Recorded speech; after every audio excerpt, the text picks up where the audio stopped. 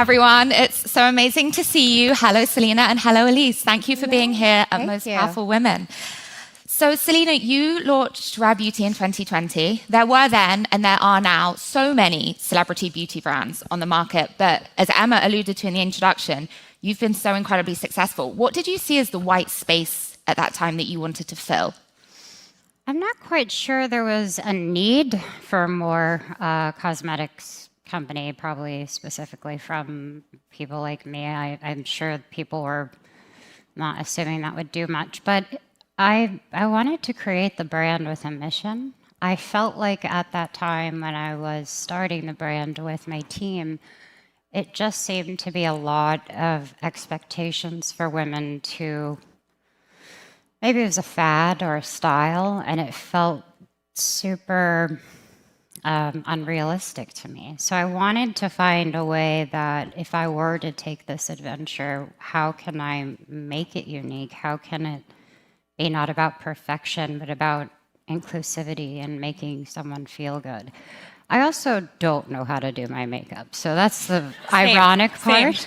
But I ended up creating the brand for people who hopefully feel the same way, and I love using my products and making sure that they're actually good. But yes, our mission has definitely centered around the Impact Fund, which we're going to come on to in a second. And when you talk about inclusivity, you mean both the skin tones that are available, but also the packaging. So tell me a bit about why that's so important, because that's pretty unusual. Absolutely. Well, I think I've been very honest about sharing my journey with some of my health issues, but if you don't know, I've had a kidney transplant and I have arthritis. So in my fingers, it can be very difficult just opening a water bottle.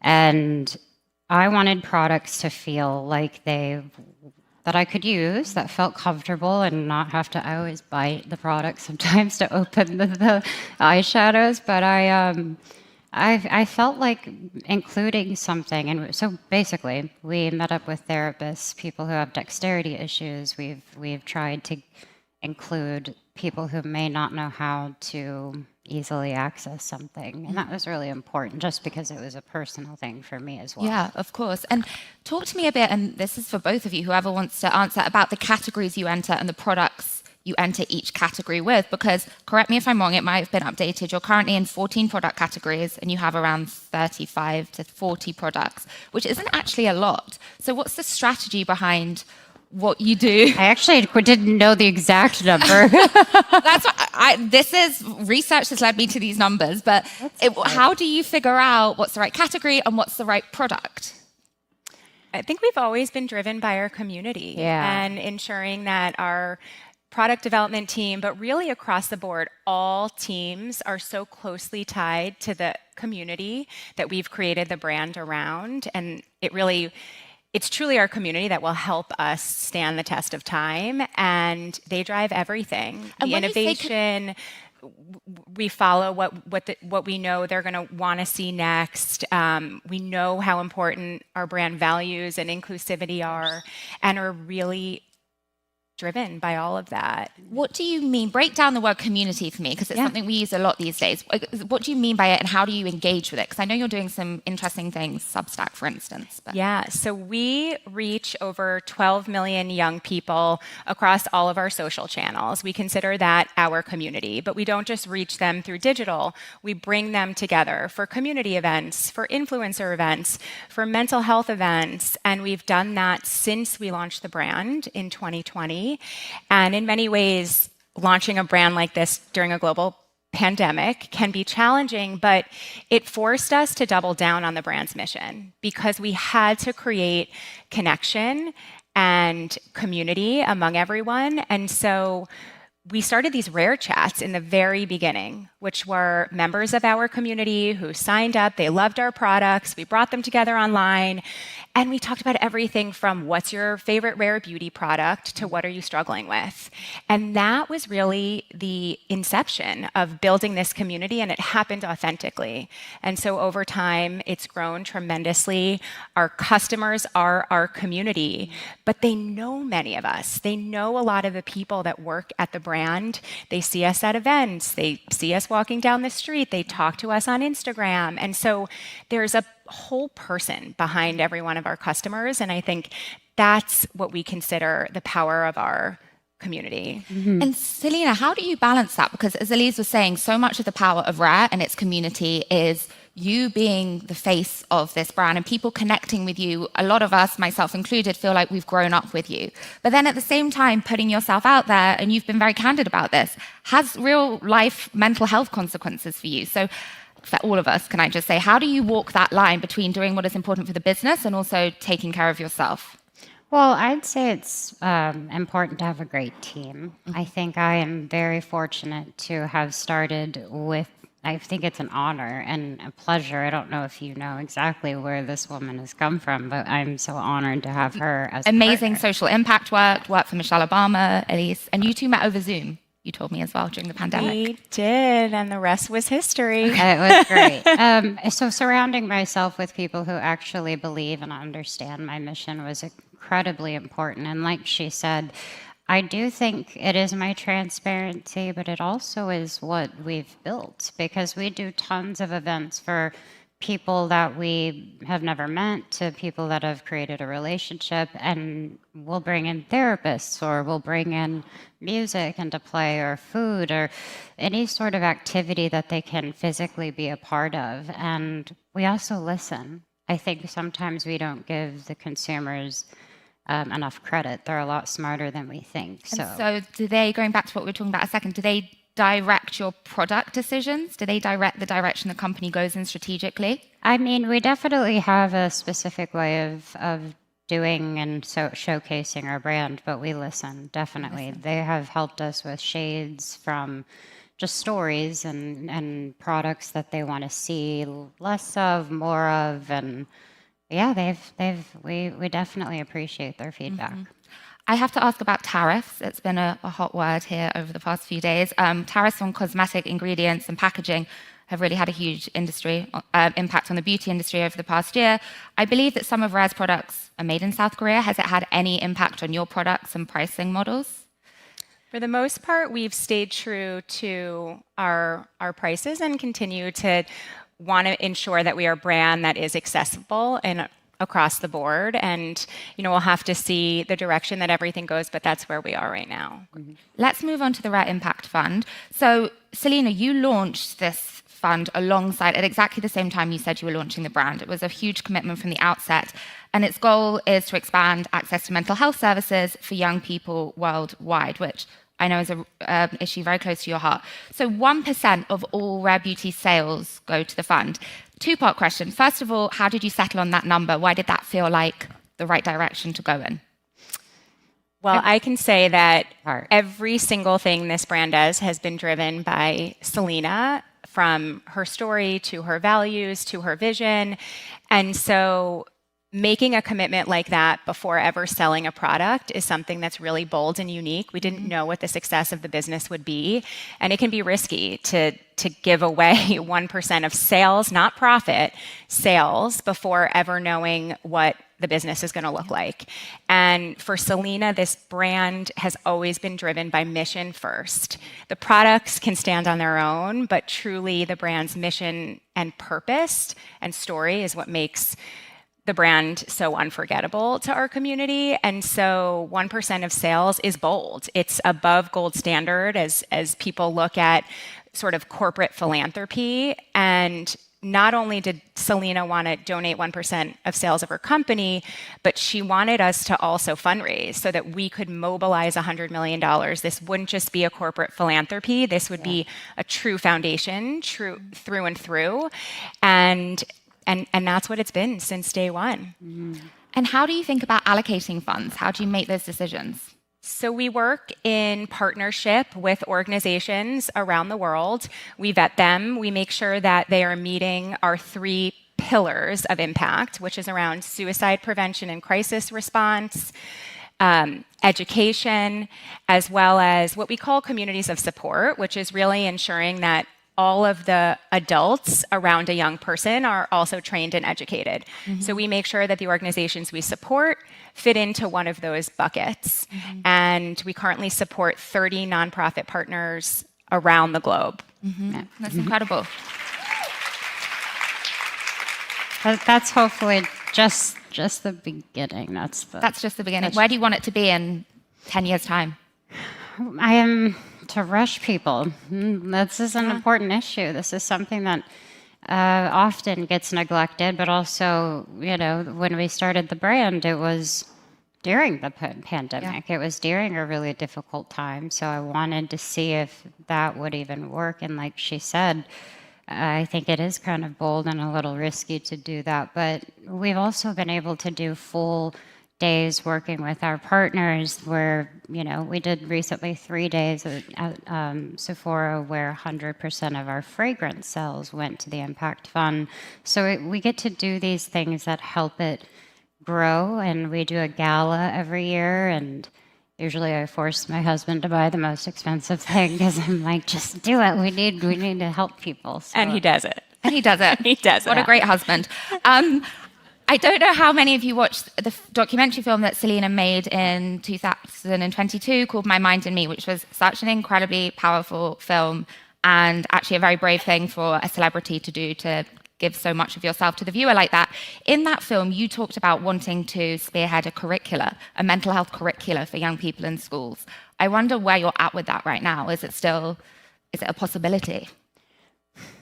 Well, to explain, when I went to rehab, I've been a few times for multiple things, but one of the biggest tools that helped me was dialectical behavior therapy, and it's called DBT. Some people know it as cognitive as well, so it can be CBT.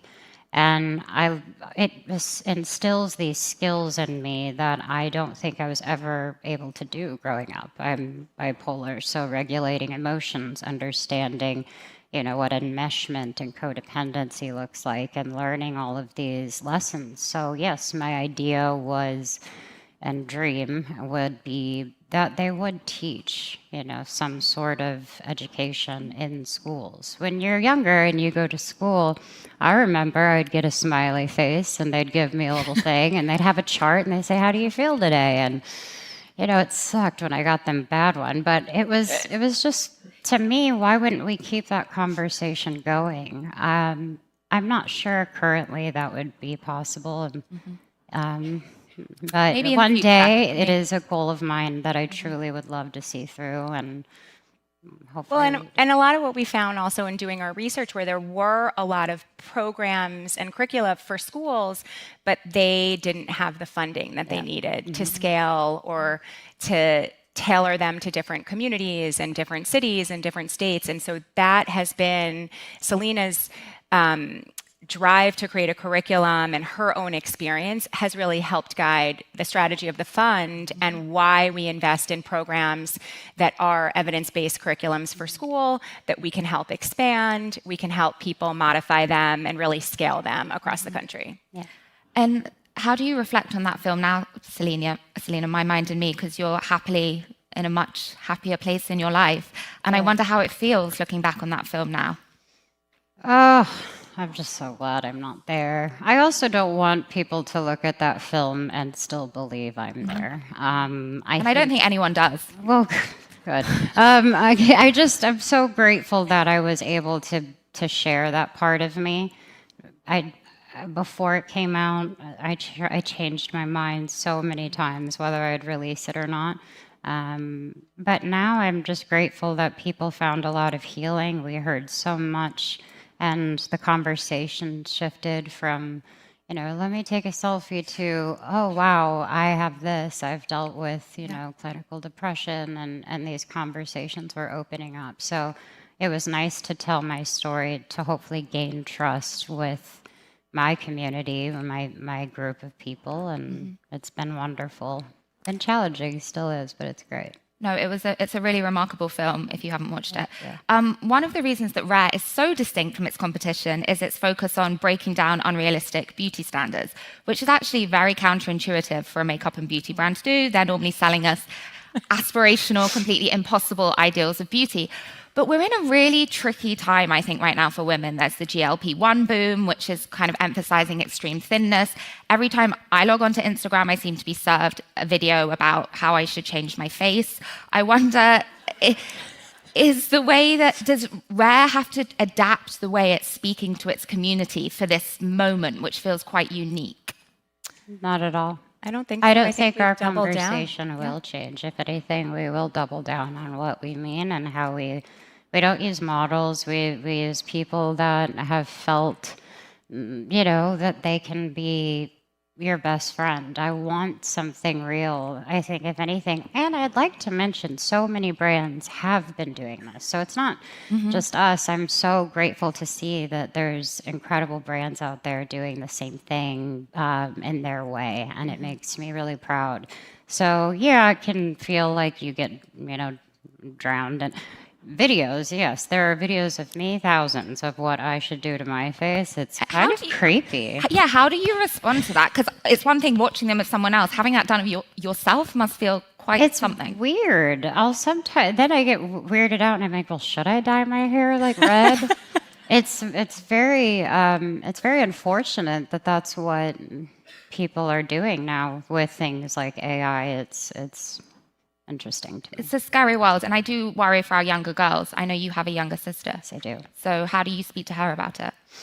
I'm very vocal. I'm very honest with her. By all means, I'm not her mom, but I do know that she is vulnerable to this new era. I was around when Instagram started, obviously, but I was about 19, and I got to live these pivotal moments in my life in my own way. And I just try my hardest to let her know that not everything that she is looking at is right, but she has a time limit on anything. We have the accounts, her parents, my parents have her accounts, and it's just unavoidable. But you have to find a language. You have to know that it's unavoidable, and you have to just be as cutthroat as they are. And communicative as well. Yeah. Don't just ignore it. Playing devil's advocate for a second, what would you say to someone who says you're a self-made billionaire, you have access to all the hairstylists, all the makeup artists, all the incredible stylists in the world? Why should we be able to relate to you talking to us about being real? Because I'm sure that's what some people very think. Valid. So what would your response be to that? I think for me overall, it's not why I do it. I think there's a lot of people in my position perhaps wanting to just do that. That's not my goal. My goal is always to be remembered by what I've done for people. It's not, and as much as every girl likes to feel. In the world of glitz, glamour, and ever-watchful eyes, few stars have had their private lives scrutinized quite like Selena Gomez. For years, her journey has been a tapestry woven with dazzling success, heartbreaking lows, and an unyielding search for true happiness. Yet, it's her own words now that captivate fans and critics alike. Justin was a mistake. I love my husband, Benny. My past still hurts me. What does it mean for someone as beloved as Selena to finally draw a line between her past and present? Why does she feel compelled to speak now? And what does it reveal about healing from old wounds while embracing new love? Let's dive into the honest words of a woman still learning, still loving, and still healing. For a decade, Selena Gomez and Justin Bieber were the couple the world couldn't stop talking about. Their on-again, off-again romance played out across social media, headlines, and even in their music. Fans rooted for them, while tabloids dissected every glance, every lyric, every split and reconciliation. But for Selena, living through it was a different story. It was intense and it was everywhere, she has admitted in the past. You don't realize how much of yourself you lose when you're trying to love someone else who isn't ready. Reflecting on those years now, Selena doesn't sugarcoat her feelings. Justin is my past, which I'm trying to leave behind me and focus on my family. It's a brave admission. For Selena, Justin was not just a chapter, but a lesson, one that came with its share of pain and regret. Even as she moves forward, Selena acknowledges that old wounds don't simply vanish. My past still hurts me, she confides. There's a vulnerability in those words that resonates with anyone who's ever tried to move on from a difficult relationship. For Selena, the pain is not just personal, it's public. Every song, every photo, every rumor brings fragments of her past rushing back. But what makes Selena's story so compelling is her refusal to let pain define her. She's learned not just to survive, but to heal. That healing, she reveals, began with a hard truth. Justin was a mistake. It's not about blaming, but about recognizing what wasn't right for her. I know now that I was searching for something I couldn't find in someone else. I had to find it in myself first. Enter Benny Blanco, the man who changed everything. For Selena, Benny isn't just a partner. He's a safe place. Benny makes me feel safe, and I love him so much, she says, her words brimming with genuine affection. Their relationship, a stark contrast to the turbulence of her past, is rooted in trust, respect, and a sense of home. With Benny, Selena has found what she once thought impossible: peace. He listens to me. He cares about the little things. I don't feel like I have to perform or be Selena Gomez all the time. I can just be myself. The couple's quiet moments together are what Selena treasures most. A laughter-filled kitchen, a night in watching movies. Simple joys that remind her what love is supposed to feel like. As she looks to the future, Selena is clear about her priorities. I want to focus on my family, she says. The glimmer of Hollywood will always be there, but her heart is now set on building something lasting and real. With Benny by her side, she's thinking less about headlines and more about happiness. Her journey isn't about erasing the past, but learning from it. I won't pretend it didn't happen, she admits. But I don't want it to define me anymore. I'm proud of how far I've come, and I'm excited for what's next. Selena Gomez's story is a powerful reminder that healing is a journey, not a destination. It's about choosing to let go, even when the past still tugs at your heart. By speaking her truth, by admitting where she went wrong and where she's found hope, Selena offers inspiration to anyone struggling to move forward. Her message is clear. You are not your mistakes. You are not your heartbreak. With the right people by your side, with faith in yourself, you can build a new future, one filled with love, safety, and family.